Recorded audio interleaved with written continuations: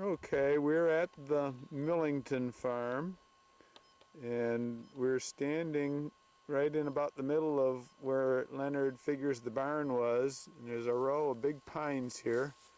Where'd you say these came from, Leonard? They come from the swamp down here just south and east of here. And little Al dug them up when there was small trees and planted them all the way up to the road for a windbreak. This is right, I'm pointing right kind of to the north of the barn. And they go, it's quite a long row of pines.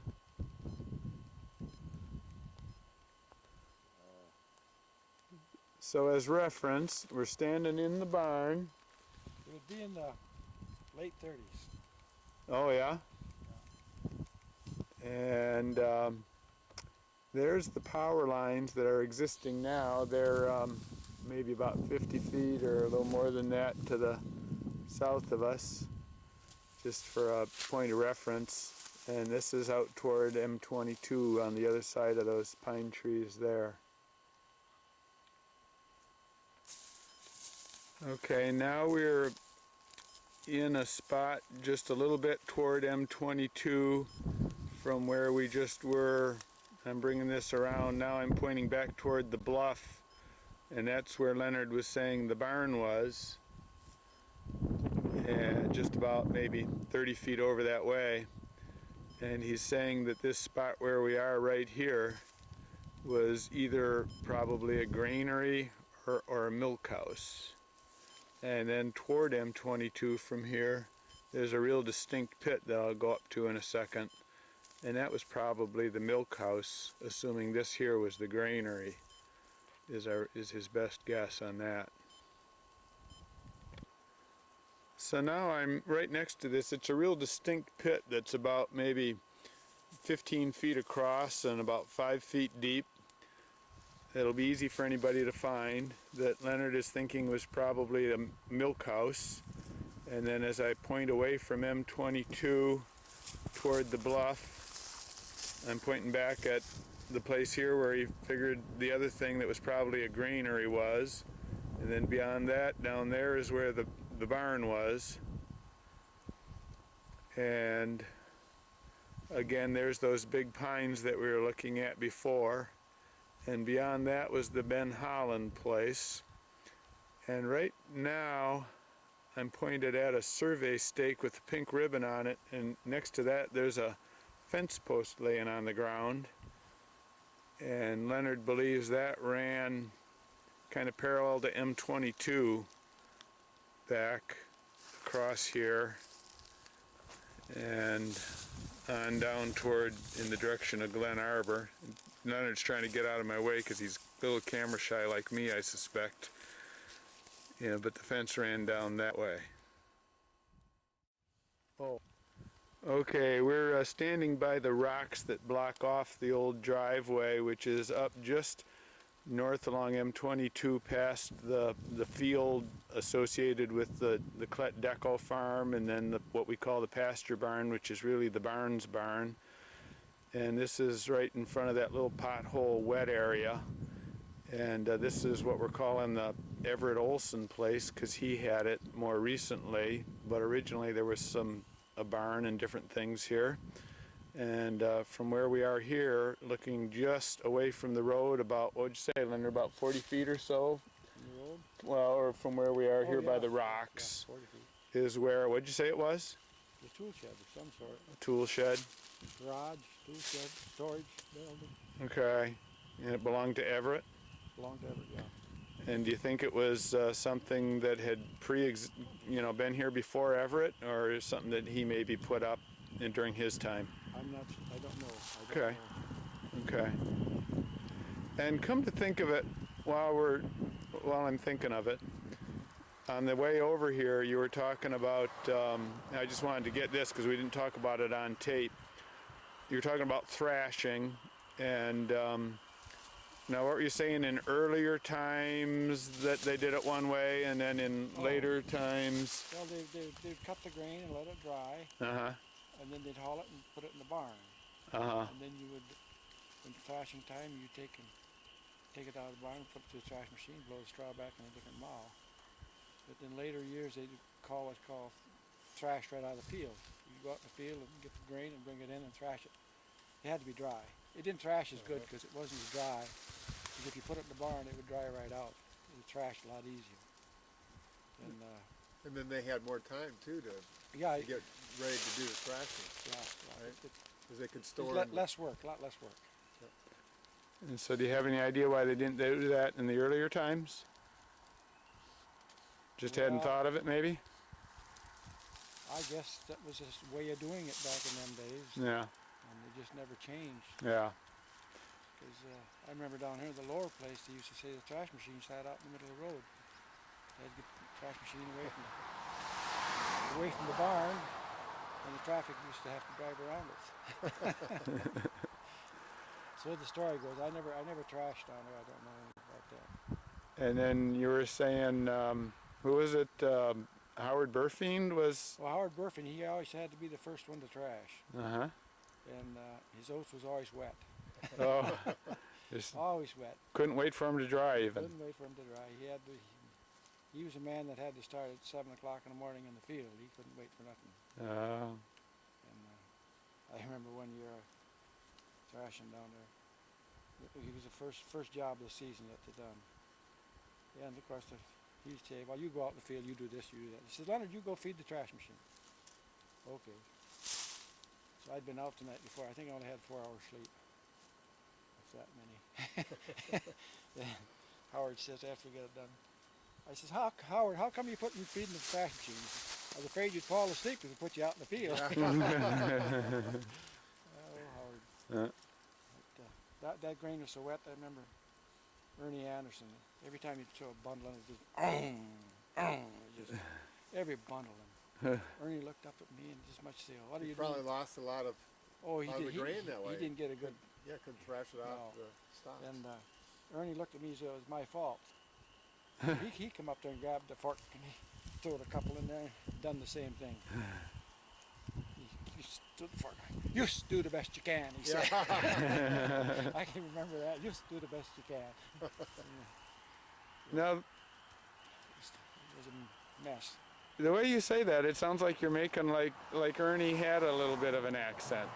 Ernie Anderson? Well, Ernie, yeah, he had his way of talking. A little bit of a Scandinavian accent or something? So What- just do the best you can. Yeah. You remember that? This is clear. Okay. It, Oh, start over, please. when we got the wheat trashed in the barn, it was so wet that the grain started to mildew in the bin. Oh, yeah. So he had the kids in there and they was digging holes in there and putting dry fence posts in to absorb the moisture. He just about lost that whole bin of wheat. Huh. I don't know how many bushels then, maybe 100 bushel, maybe 125. But it got pretty wet. Huh. But the wheat, I guess they ground it up for cattle. We never did, but all we ever used our grain for was feeding chickens and stuff like that. Uh-huh. Before, they used to take the wheat down to Bramer's mill and have it ground for flour. Uh-huh. Where's that? Down there, this side of Glen Arbor at the bridge.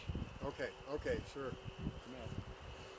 A lot of the old people. I remember Dad would take some sacks down there, have it ground up and follow the year for the winter. Because when you run out of flour, you didn't go to the store and buy it. Yeah. And just for the record here, the other gentleman out with me and with Leonard and me today, and by the way, it is April 4th, I think, 5th, thank you, 2005, and we're looking at Carrie Kelly, who's a volunteer here, who's good enough to join us in the project here, and he's putting it in, using the GPS unit to put it into the park GIS system. So there he is, diligently at work, and he's the other voice that is heard on this tape on occasion when we're talking with Leonard. Leonard's getting a good kick out of the fact that I keep turning this thing on with the lens cover on it. But we're just noticing, as you can probably hear, the spring peepers just started last night, and they're going in a pretty good chorus now. And what was the saying you used to hear on that, Leonard? They used to say they had to freeze down 3 times before your last frost. It'd be the last frost Oh, of the season. okay. You got 3 more frosts coming up. So that's when you could plant your delicate... I guess, yeah. Yeah. That was just a saying I heard. Okay, we've just gone up M22 north a couple hundred feet, and Carrie's taken the GPS on it, but this was where another house was associated with the Everett Olson place. And what were you going to tell us about it, Leonard? It was just a small house. Well, all they had in there was a stove and a table and a bed and not very much. It was about the same house, square footage that other one up the road here, but it was longer and narrower. Okay. And who lived here? Herman Prouse is the last one that I know lived here. Okay. And you said it was built by? Charlie Musil, as far as I know. Yeah. Before Everett Olson. Uh-huh. And it wasn't here that long then? 15, 20 years. Okay. Okay, we're still at that same location and pointing at a pipe in the ground, and Leonard was saying that might be from the well that was right there by that house that we were just talking about, but we're not sure about that. But this is right above there. You can see the little pothole swampy area.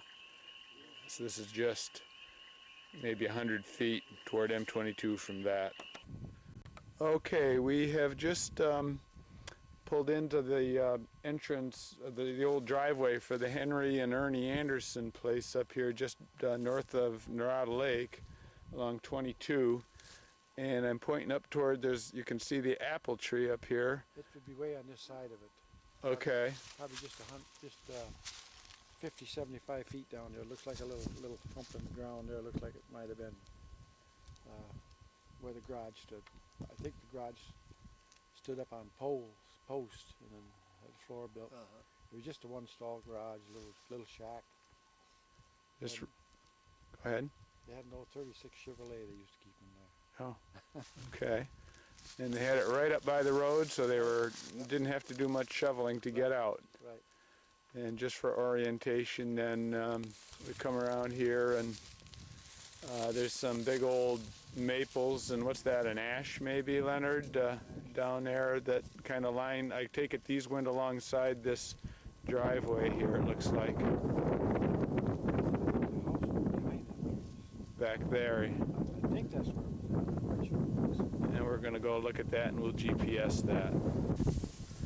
Okay, now we're back at the house site, looking back toward the road, and the files should show where the Lloyd Hewlett house used to be, and Leonard is saying he thinks that Henry and Ernie Anderson had their house in this exact same spot, and that later on Lloyd Hewlett tore that down and put his house here.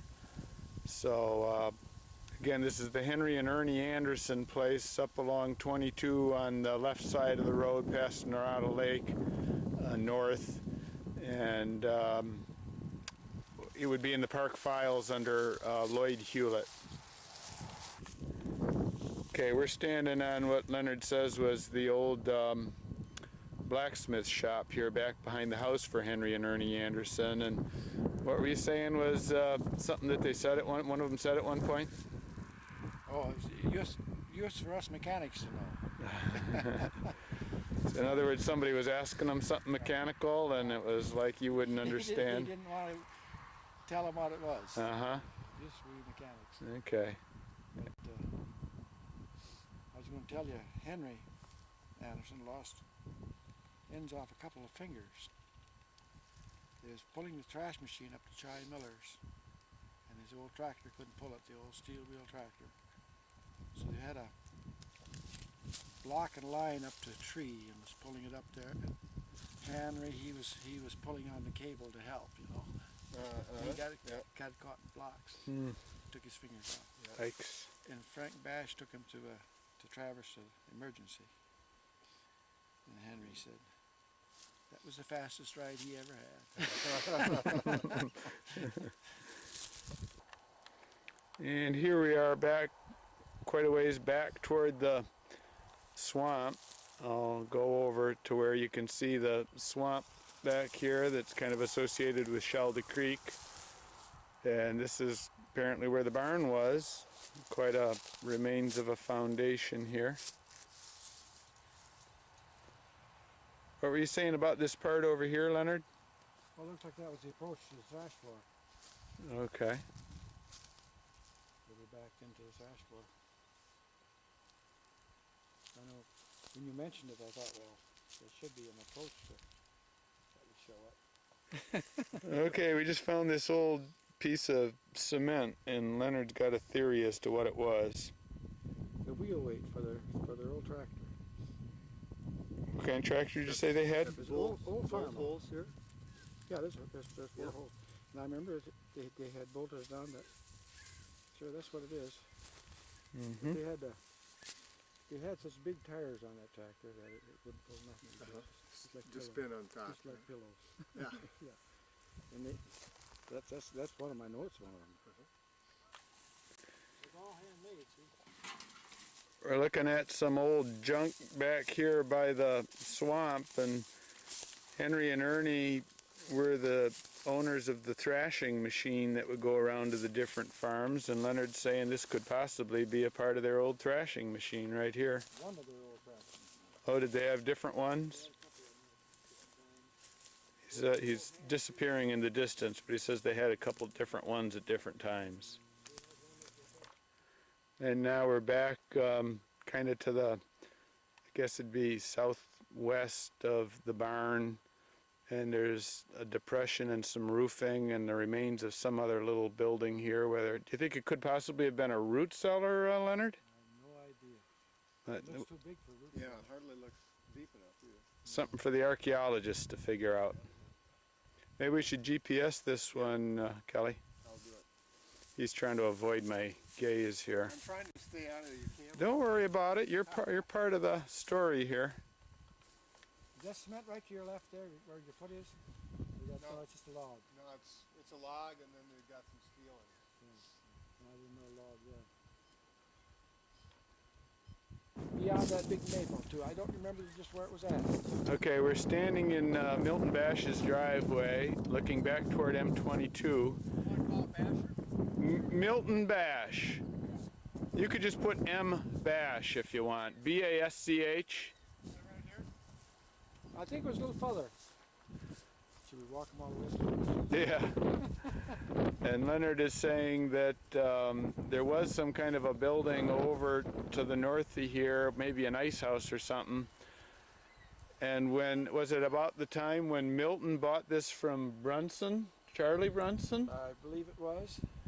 And Charlie Brunson needed a place to live, so they moved that building from the farm a little bit to the other side of the driveway here, over to where Carrie is standing, and that's where Charlie Brunson lived for his last few years. Have I got that about right, Leonard? Yeah, I think he went. I think they took him up to the infirmary. I don't think Eventually. I don't think he died in this house. And in the background here, maybe I can kind of zoom in on it, there's some of those pine trees that you see rows of a lot of different places around here along the roads.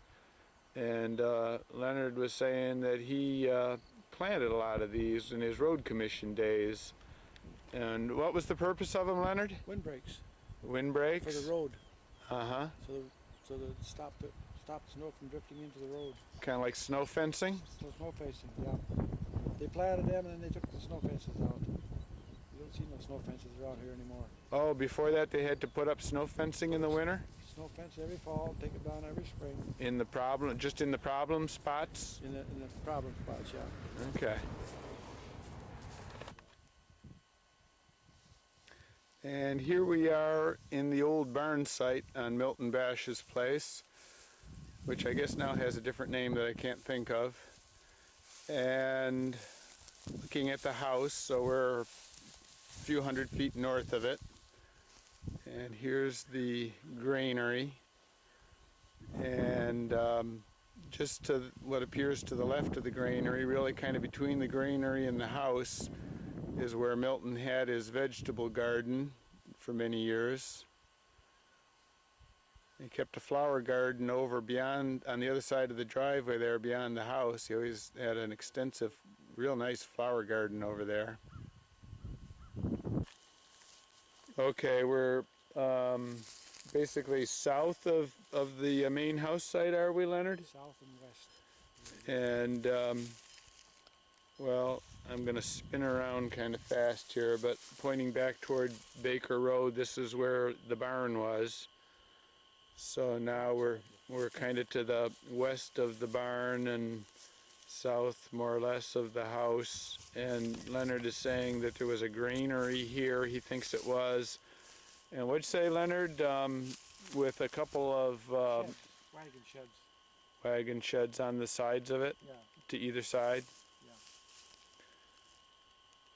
And pretty much that's it, or was there not? Did you say there was a couple bit more buildings in this area, or just that one with the? Yeah, that's all I can remember. Okay. And this granary or wagon shed or whatever it was in the house, Mm-hmm. plus Charlie's house that sat up there. Right. Okay, it is April 8th, little afternoon, back out here with Leonard and Carrie.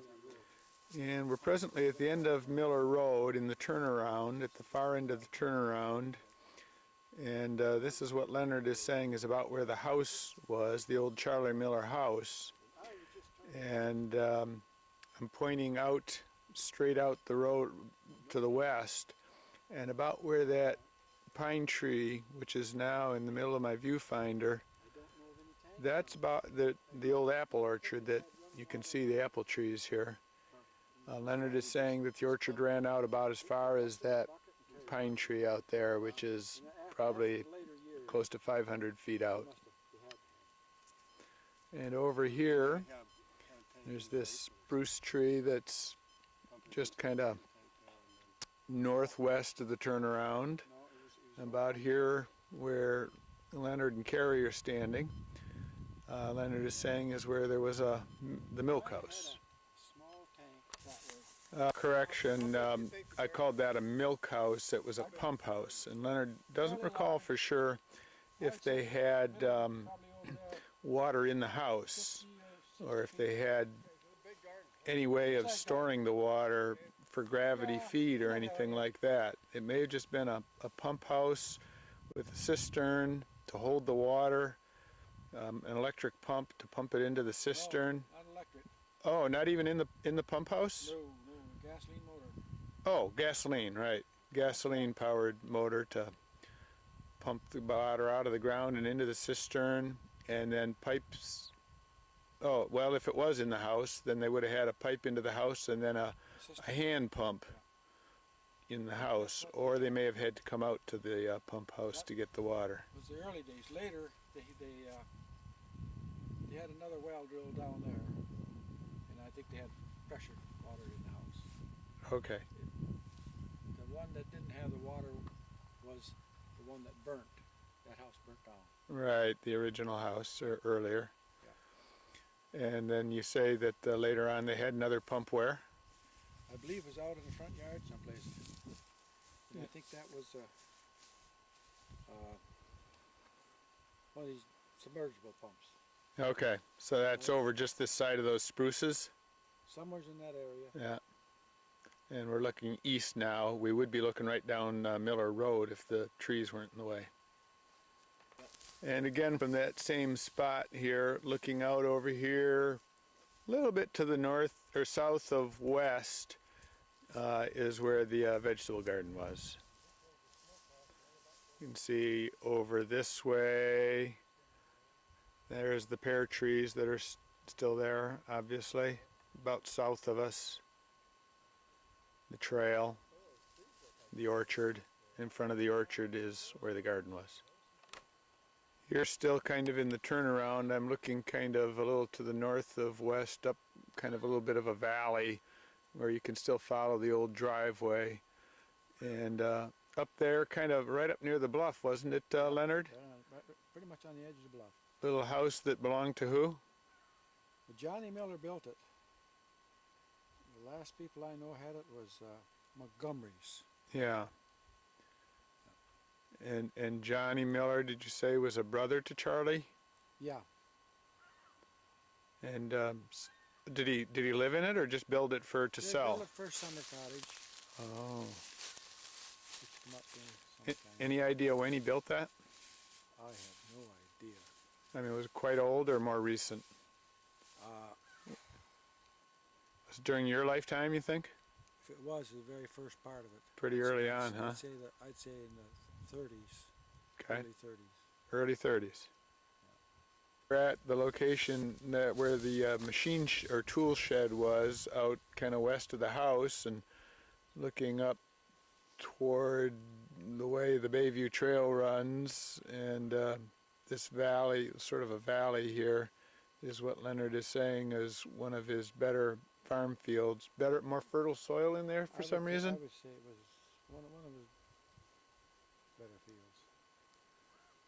And right over here, it's all grown up in locust trees and things now, but there's actually quite a hill rising up there. And what you guys used to do on there, Leonard? Sleigh ride, ski, and all kinds of things. Fall down.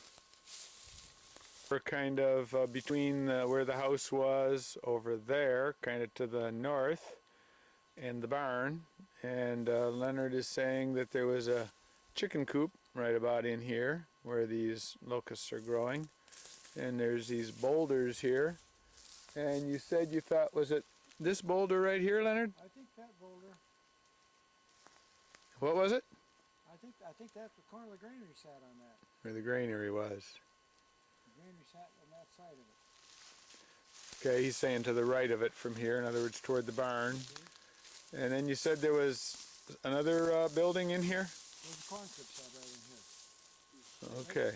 Right close to the granary. Now let me look at that now. That's what I was wondering. Yep. There's a stone there and a stone there. So these are the corners of the granary, huh? Yeah. You got a stone here, a stone over there, a stone over there. Yep. Okay. Same height. Yeah, but I bet if you put a level on, they'd be pretty. This one's a little low, but That doesn't mean you didn't put another pillar on top. yeah, they might have had a block on it or something. They're pretty much the same height. That's not too bad.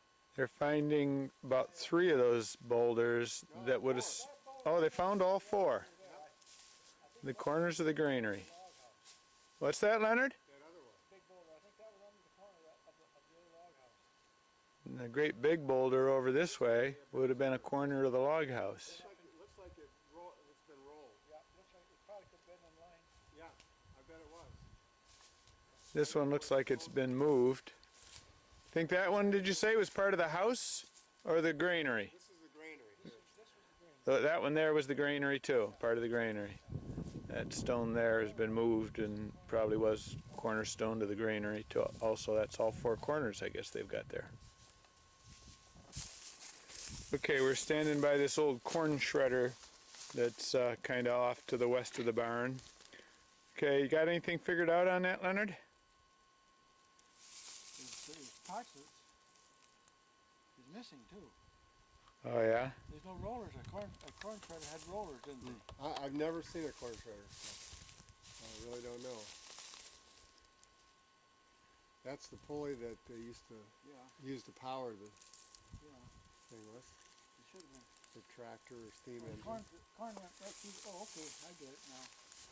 This is just a snapper. Just a what? A snapper. Snapper? Yep. You put the corn in here, and these rollers here right together. See? In fact, I could pinch my fingers in there. Okay. And as a stalk, Came in and snapped the snapped the corn off. corn Fell, off and then. it fell down, and Okay. I don't know where it went to. There's a blower down there. And now the That would blower- probably blow the. Then the stalks Stalk. somehow got into the blower and it blowed the stalks on out. Out that chute down there at the end, the stalks would shoot out. This wasn't the. Most of them had the two rollers went. Yeah. But this here, you can see right here. See? Oh yeah.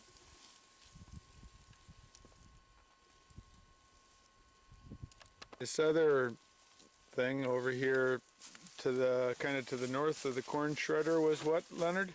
That was a hay loader. That's a hay loader. Picked it up off the windrow and put it up on the wagon. Okay. It probably some of the corn went down in there. And it probably went on something here. Yeah, the ears would come off here. There's a little chute here. So the ears Yeah, would that's come where off. the ears come out of that. Sure. Yep. And then evidently they had another one that. The conveyor that. Otherwise, freeze up out there. Carrie was just asking if they had a milk house. What was your answer on that, Leonard? The pump house in the summertime they used for a milk house. Okay. They separated the milk in there. Yeah. In the wintertime, they'd take the separator and put it in the house so it wouldn't freeze up. Right into the house and Oh yeah. bring the milk in and do it there. We used to take ours in the house Ah, when we separated milk all the time. Oh. Out in that back shed. okay. It had a little different one. Had a little weight on there. As you turn the crank, it click, click, click, click. You had to turn it fast enough so that it would, the momentum would carry that over. It wouldn't Okay. flop down. Yep. Okay. That's when you knew you had the proper speed. Talking about milk separators. Yeah. Yeah. You turn it by hand. Okay, we're out at the Brunson barn here. We're kind of between the road and the barn. Carrie's getting the GPS coordinates here. And Leonard's saying that there was a pump house here. And then what else, Leonard? There's a cistern. We're going to have wind noise here, so we're going to have to speak up a bit. There was a cistern. Cistern right next to the pump house, towards the road. Mm-hmm. And a watering tank also here? And there was a watering tank right in here Over in here. for watering the cattle. But you don't remember him using the cistern? I don't remember using the cistern. So that must have been from an earlier time? Yep. So in the time you remembered, they pumped it right into the watering tank. Yep. And that's about all that pump.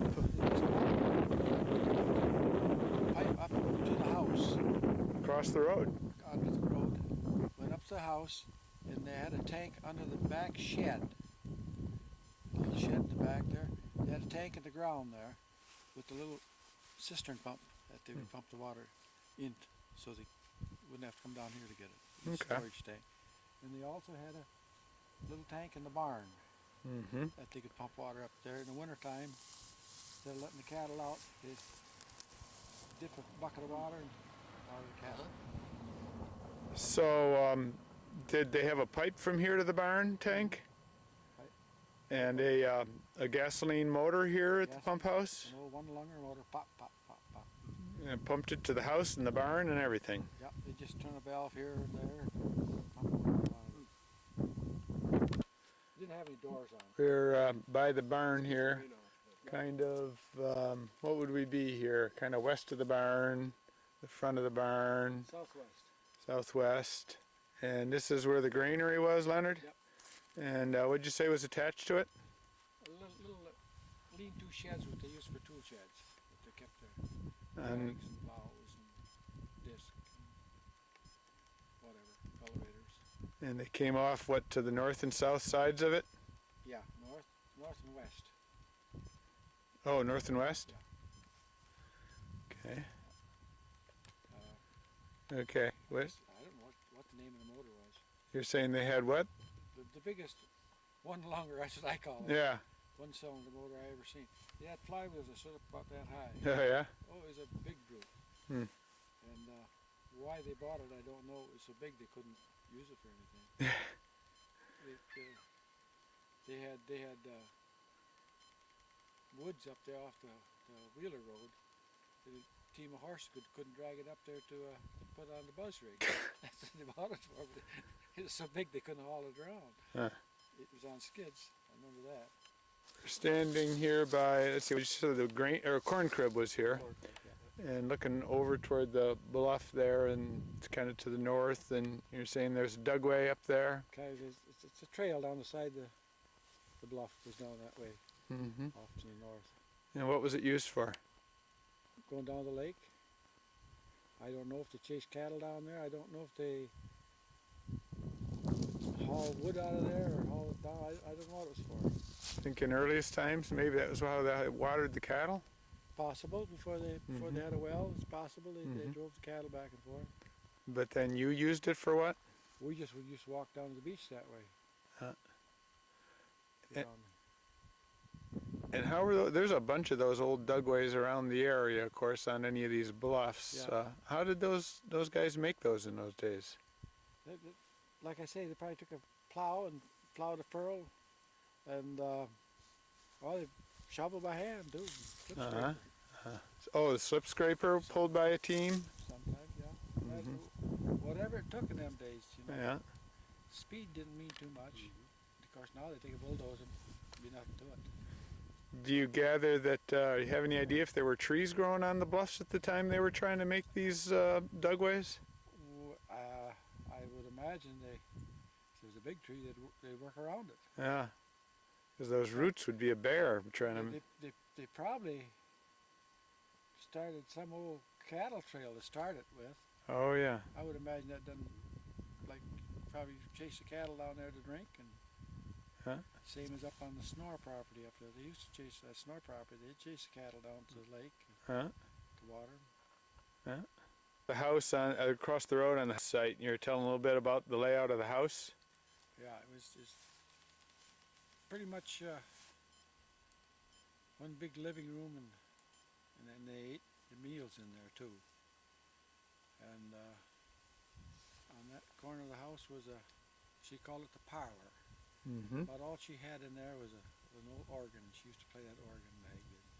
Oh. And the other part of the house was the bedroom, the main bedroom, and then there was 2 bedrooms upstairs. Okay. And a stairway went up between the parlor and the living room. And on the back part of it was the shed, all the way across the back. And that was a wood shed, and over on this side was the kitchen. Oh, okay. It's a very simple house. About what were the dimensions? Her kitchen? Well, no, the house. Oh, 20 by 30. Pretty small house. Wasn't that big. High ceilings. I remember it had quite high ceilings. And Mrs. Brunson, what kind of music did she play? I don't. Church music. I think she played. Okay. She wasn't a good player, but she enjoyed Uh-huh. hobby. Sure. And she would sing. We go carry the mail, go walk by her sometime. You'd hear her singing and playing the organ. Yeah. What are you starting to say? I was going to butcher a pig, and I asked Joe if he'd come over and help me butcher, because he done butchering down in Detroit. He worked for Swift or somebody down there, I don't know who it was, slaughterhouse. So he'd come over and he says, "Yeah," he says, "I'll help you butcher, but he says, I got 3 or 4 of mine I'd like to butcher too." I thought, 3 or 4? So we butchered that one of mine. The water was still hot. So we took the stone, put in the tractor, and come over here.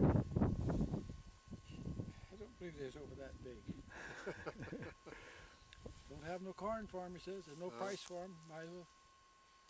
So I think we shot, I took the 22, shot, I think it was 4 of them. Loaded them on a stone boat, dragged them home, and butchered them out. I said, "Which one you want, Joe?" "That one." "Bang." "Which one you want?" "Bang." We shot all 4 of them, then went and stuck them. Dug them home. Okay, we just turned on to Sunset from Thoreson and we're pulled over along the side of the road. And what were you saying, Leonard? Right by that lilac bush. I think that's lilac bush, or that big tree. Let me find out where we're talking about. Right over there, behind that light pole. Behind, oh, okay. I think I got centered right in the viewfinder here. It's, yeah, the big bush right below the tree. Okay. It was a log house, and it's been gone many years. I can just remember it being there. And I remember my sister when she got her glasses. They said that she says, "Oh, there's a ladder leaning up against that house." She couldn't see it before. Oh. When she got her glasses, she could see it. It's a revelation, huh? Then them hills, you talked about them hills here the other day. Yeah. The 3 hills was leveled off. Right about where I'm pointing here is where they Yeah, were? where you see down through between the trees there, that was that Yeah. flat spot. Yeah. There was either 2 or 3 hills that they was going to build a house up there, somebody. And they leveled that off, and And those show up real good, real well in one of the pictures that you had, I think of your father cutting hay or something. he was cutting oats. That one on the binder out in front of the house. Yeah. Yeah, that's that. So that was leveled off. Yeah. They must up Probably our... 53, 54 when they leveled them down. Now, where was the log house compared to that lilac bush? I think it was to the east, Okay. back this way. And just a little, was it like a little cabin or was it a good-sized log house? I don't remember. It was so long ago. It was. I have no idea what size it was. It's a fairly good-sized log house, and I don't know who owned it, Johnson's or Anderson's. Because there was another one on your farm, and there was another one back by Bramer's. Yep, 3 of them. So Johnson's and Anderson's, that take, that's 2, unless maybe there was 2 branches to it. I don't know. Huh. But you don't think it was Miller's? Oh no, no. Miller's came along after? Miller's come along afterwards. Okay, we're a little bit further west along Sunset, and there's an old foundation here.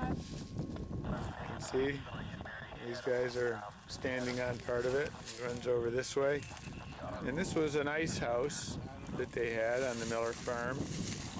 And then attached to it to the west, they subsequently added on a little cabin or house that Leonard calls the George Fates house. And George Fates was a fellow that lived on the farm here and worked for the Millers.